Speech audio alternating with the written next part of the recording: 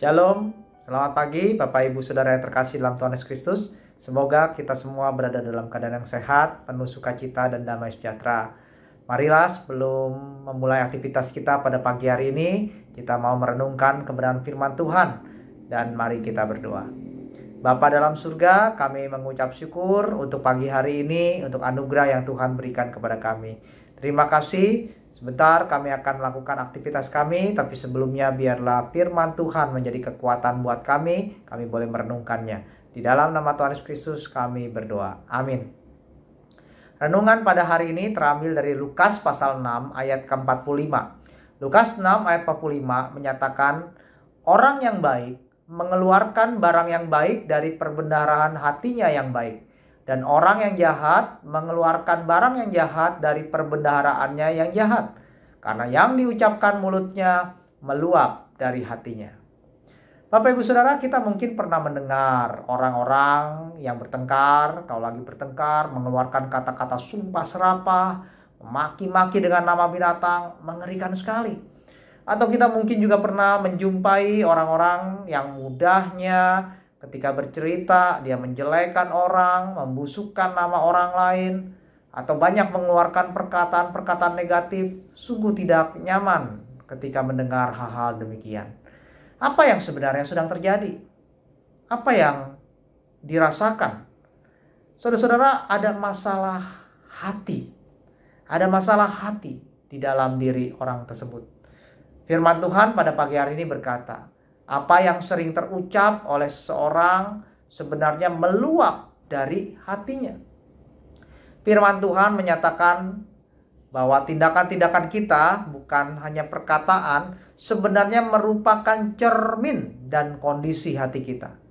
Apa yang membentuk hati kita, apa yang memenuhi hati kita akan terlihat dari tindakan dan ucapan kita. Seorang yang hatinya dibiarkan penuh dengan kemarahan, jelas akan mudah melampiaskan itu melalui tindakan dan ucapan. Ya kan? Sering marah-marah, sering ngucapin sumpah serapah. Seorang yang hatinya dipengaruhi oleh kepahitan, oleh kesombongan, ada banyak kekotoran-kekotoran pikiran, akan terlihat juga melalui ucapan dan tindakan-tindakannya. Kalau ada orang yang sering meninggikan diri, kalau ngomong memegahkan diri, merendahkan orang lain, sebenarnya hatinya tidak benar-benar dibereskan.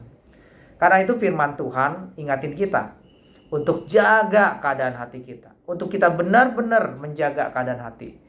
Orang yang baik dikatakan mengeluarkan barang yang baik dari perbendaharaan hatinya yang baik. Orang yang baik itu siapa? Orang baik adalah orang yang mau taat pada Tuhan. Mau dengar-dengaran pada firman Tuhan.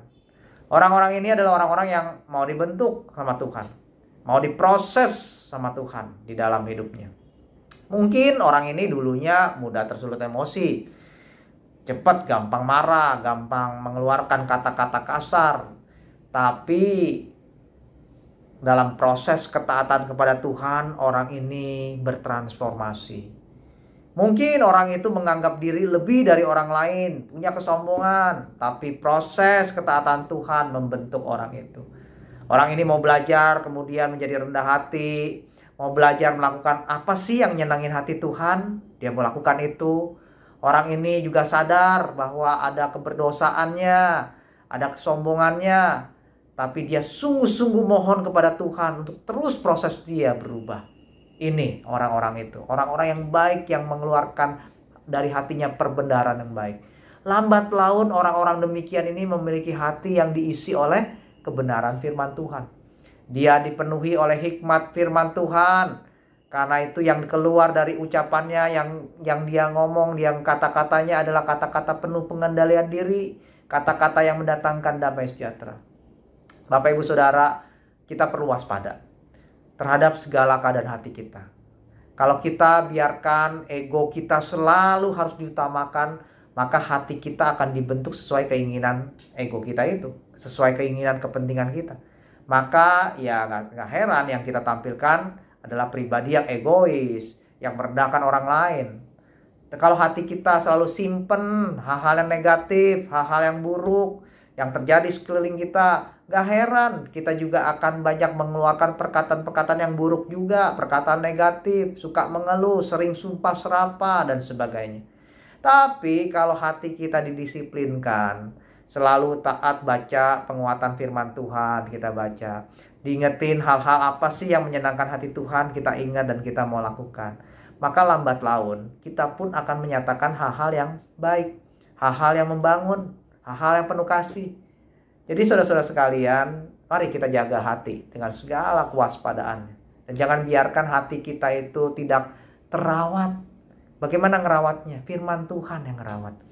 Selalu tata hati kita, kelola hati kita, arahkan hati kita kepada Tuhan. Dan biarlah hati kita adalah hati yang baik, mengeluarkan perbenaran yang baik, dan menjadi orang-orang yang menjadi berkat. Mari kita berdoa.